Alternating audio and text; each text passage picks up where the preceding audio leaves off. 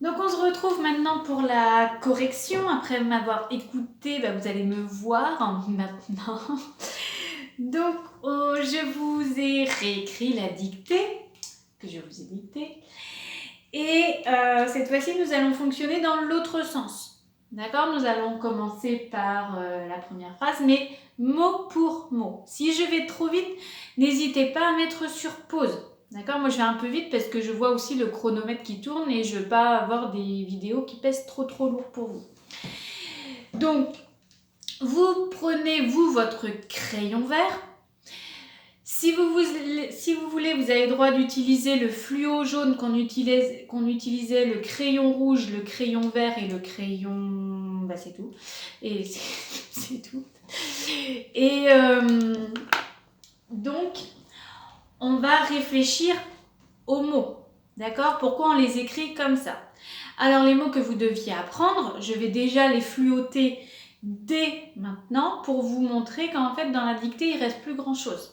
Si vous les avez bien appris cette semaine, normalement, avec les quelques mots, vous avez vu, il ne reste plus grand-chose dans la dictée à savoir écrire.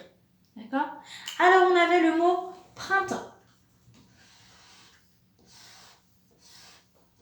Dans le printemps, ce qui était difficile, mais que vous connaissez tous, on n'oublie pas de mettre le M avant le P. D'accord? Du jardinage. Le jardinage, on l'écrit comme ça se prononce.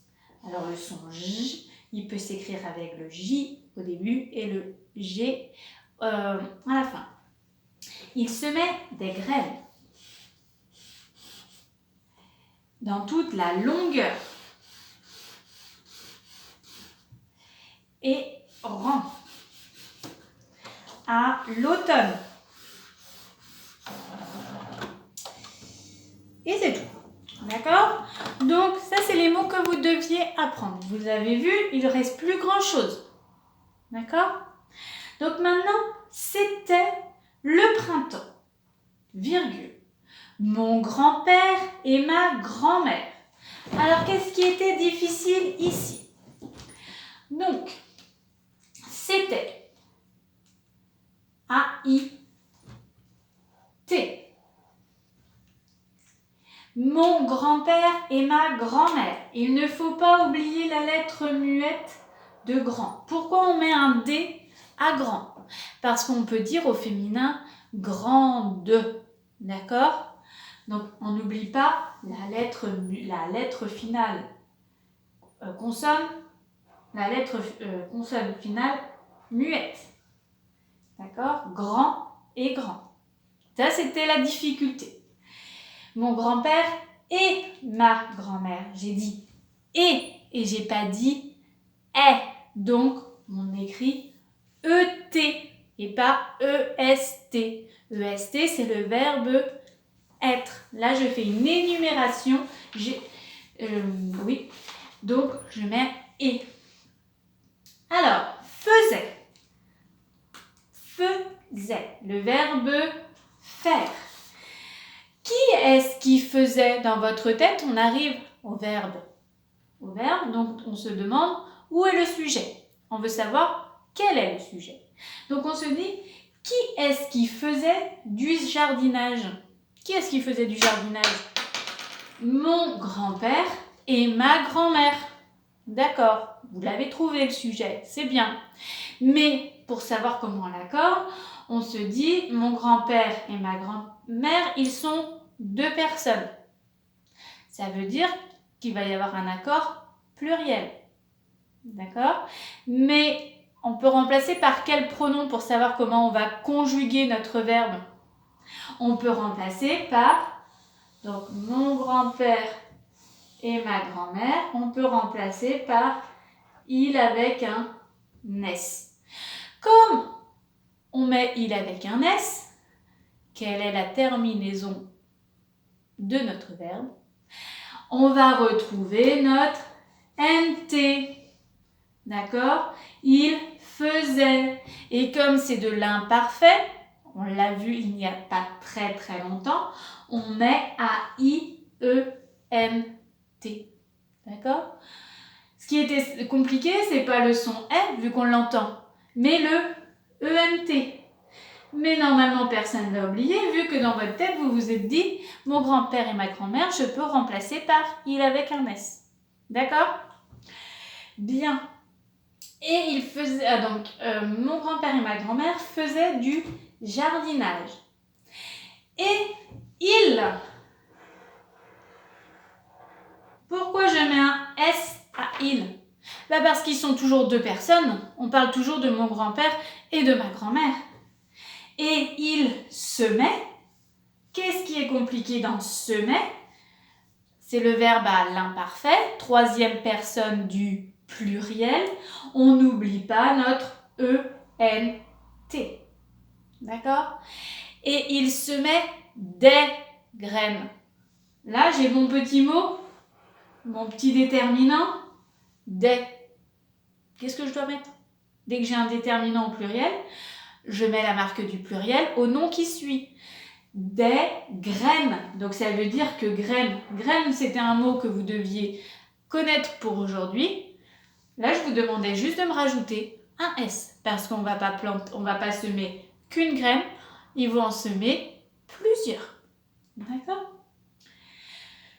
Des graines dans toutes. Donc là, on entend bien le E, on pense bien au E, dans toute la longueur du rang. Alors, rang, c'était un mot à apprendre, mais pour ceux qui ont oublié, il y a la lettre finale muette, G. Comment je peux retenir qu'il y a un G?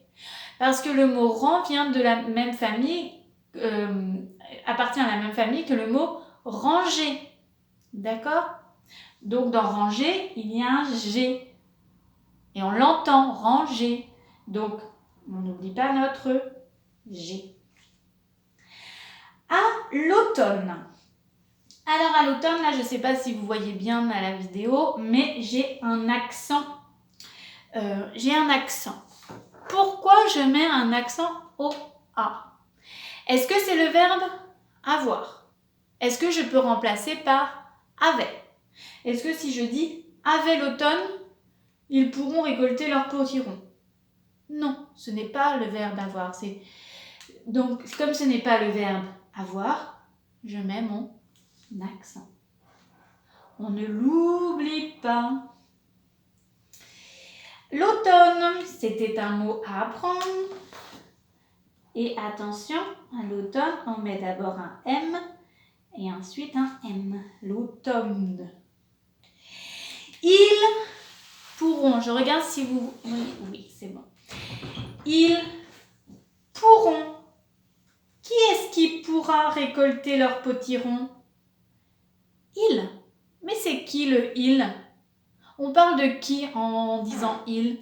On parle du grand-père et de la grand-mère.